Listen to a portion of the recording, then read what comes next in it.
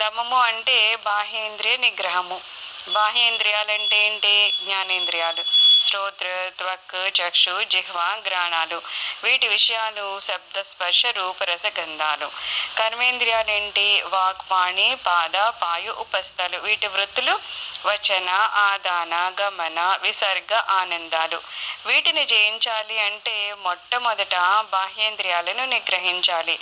బాహ్యేంద్రియాలు బయటకు పోతే అంతరేంద్రియాలు పోతాయి. ఫస్ట్ ఎక్కడ స్టార్ట్ అవుతుంది? మనకి బాహ్యేంద్రియం నుంచే స్టార్ట్ అవుతుంది. ఏదో కన్ను చూస్తుంది, చెవు ఏదో బయట నుంచి వింటది, ముక్కు బయట నుంచి ఏదో స్మెల్ చూస్తుంది, నోరు కూడా బయట నుంచి ఏదన్నా కనబడితే తినాలనుకోవడం లేదో మాట్లాడడమో ఏదైనా ముందు బయట నుంచే జరుగుతున్నాయి. ఇవి వెంటనే ఏమవుతాయి? లోపల జ్ఞానేంద్రియాలకి కనెక్ట్ అవుతూ ఉంటాయి అన్నమాట. వీటి విషయాలు బయట నుంచి చూస్తే లోపల కనెక్ట్ అవుతూ ఉంటాయి. అందుకని ఫస్ట్ మనం ఏం చేయాలి? ఆ బాహ్యేంద్రియాలని మనం ముందే నియంత్రించాలంటారు. ఒక దృశ్యాన్ని చూసినప్పుడు చూడాలా వద్దా, వినాలా వద్దా, మాట్లాడాలా వద్దా అనేది ముందే మనం అక్కడ నిగ్రహిస్తే మనకి లోపల వరకు వెళ్ళవు. ఆ తర్వాత లోపల మళ్ళా ఏమని చేయాలో వద్దా అనే టెన్షన్ కూడా ఉండదు. సో ఫస్ట్ ఏమంటారు? మనకి ఈజీ ప్రాసెస్ ఏంటంటే బయటే బాహ్యేంద్రియాలని ముందే నిగ్రహించమని చెప్తున్నారనమాట.